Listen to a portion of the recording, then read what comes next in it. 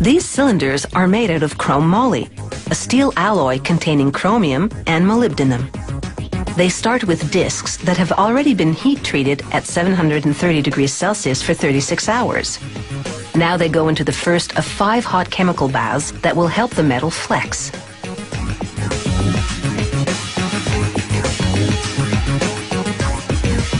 After a quick drying period, each disc moves over a die. This process is known as deep drawing because a series of machines will gradually draw out the disc to the shape of a cylinder. A mandrel press begins stretching the metal, applying up to 800 tons of force, the weight of 2 fully loaded jumbo jets. Shaping the cylinder from just one piece of metal means it'll be seamless, and that's a key safety feature. After the disc comes through, steel jaws clamp down on the mandrel and the cylinder slips off. Now another press stretches it even more. This machine applies 250 tons of force to continue forming the walls of the cylinder. That liquid is a coolant to prevent overheating. The cylinder goes through as many as 3 presses, each one stretching it another 60%. This press forms the closed bottom end into a concave shape. That reinforces the base, helping the cylinder withstand up to 1,000 times more pressure than a can of cooking spray.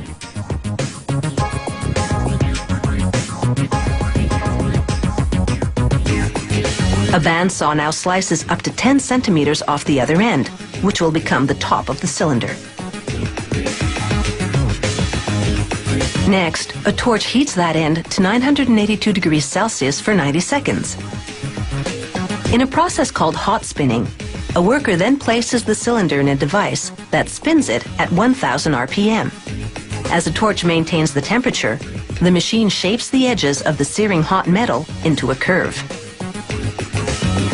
In this way, the machine gradually closes off the top end and shapes 2 rounded areas called the shoulder and neck.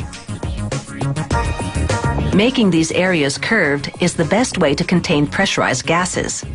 Curves spread out the stress on the metal. A sharp corner would focus the stress in one spot. The only exit for gases will be through a valve at the top.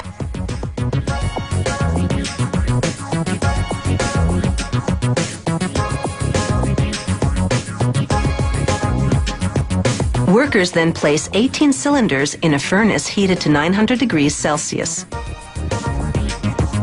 After 90 minutes, a machine then dunks them in a chemical bath to cool for 6 minutes. The cylinders are then reheated to 650 degrees Celsius for 90 minutes, then left to cool for 2 hours. These transitions between hot and cold, a process called tempering, strengthen the metal and make it somewhat flexible.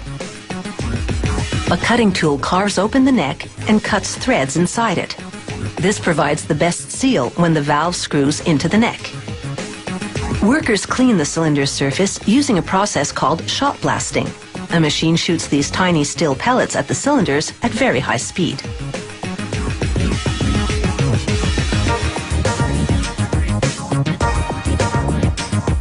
They test the cylinder by filling it with water.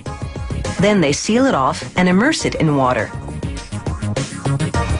The machine then adds more water to the cylinder and gauges how well it withstands the extra pressure.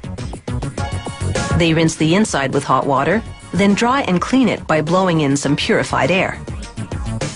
Next, a hydraulic press indents the shoulder of the cylinder with legally required markings, such as the manufacturing date and the serial number. A machine then stretches a steel collar over the neck. Another device, called a valver, tightly screws on the valve, creating a leak-proof seal. After a trip to the paint shop, these high-pressure cylinders are ready to be filled and keep it all under control.